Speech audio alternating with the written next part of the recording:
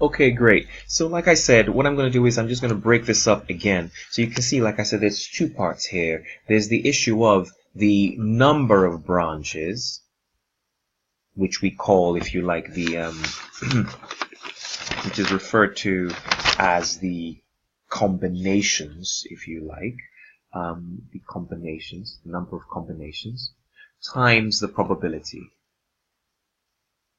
right, of that event. So, for example, if it was two heads and two heads and one tail, we've worked out the probability based on multiplying the number of. Remember, we multiplied by multiplying those three parts A, B, and C. We worked that out. The question was, how many branches do we have?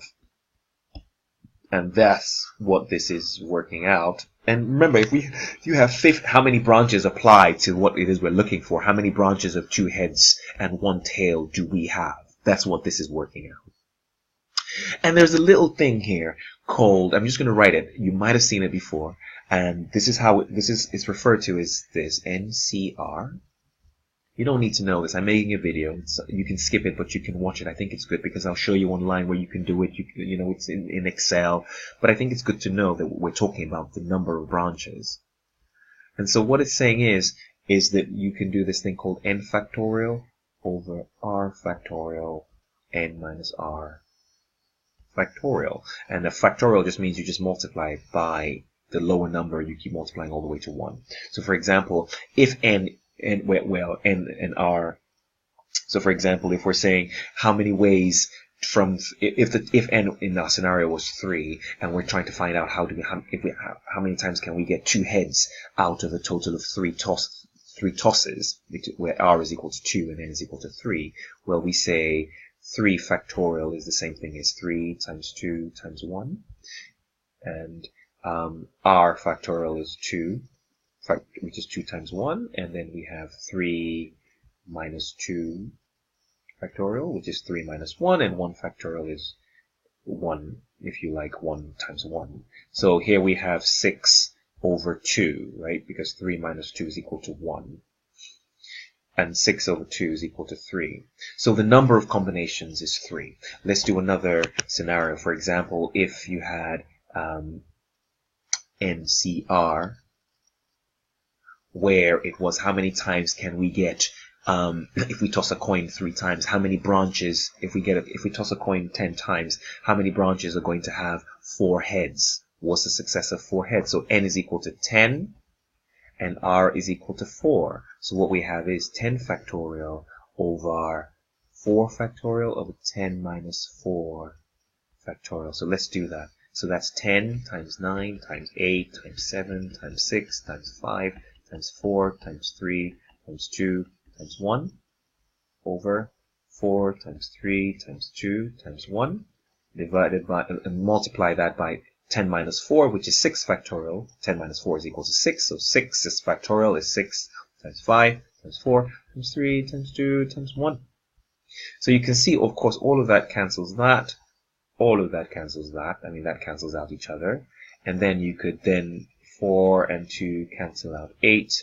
3 cancels 3 there. So you have 10 times 3 times 7, which is equal to 210. So we're saying that you will have 210 branches when working out how many times what's the success of 4 heads after 10. So if we just carried on with our branches, when n was equal to 10 and the number of successes was, well, p of course was, well, depending on what p is, p we will argue is 0.5 for a coin, but p could be anything else. Do you see what I mean? And so you would work out the probability anyway, but you would also need to multiply it by the number of branches. So again, going back to what I said earlier on, the two elements that are critical is working out probability and the number of branches.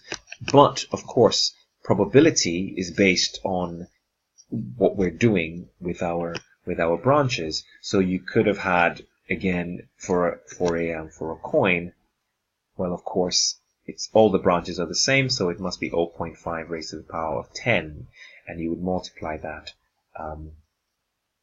by, if you like, 210, because that's what you're going to That's what you're going to get. Every probability is 0.5. It doesn't matter whatever way you go with a fair coin, but it's telling you have 210 of them, right? Because that's the number of branches and that's the probability, right? And that's how we would find it for in a scenario where we were talking about 4 out of 10.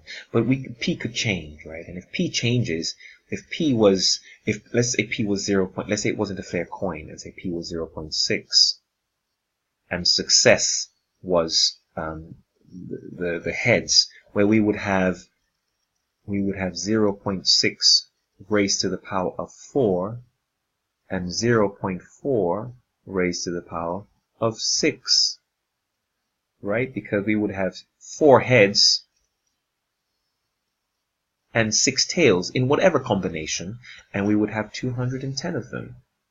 And I did this, I showed you this earlier on when I changed my permutations here. When I change these, right, the numbers change, don't they? Based on the number of the different probabilities. So that's how we arrive.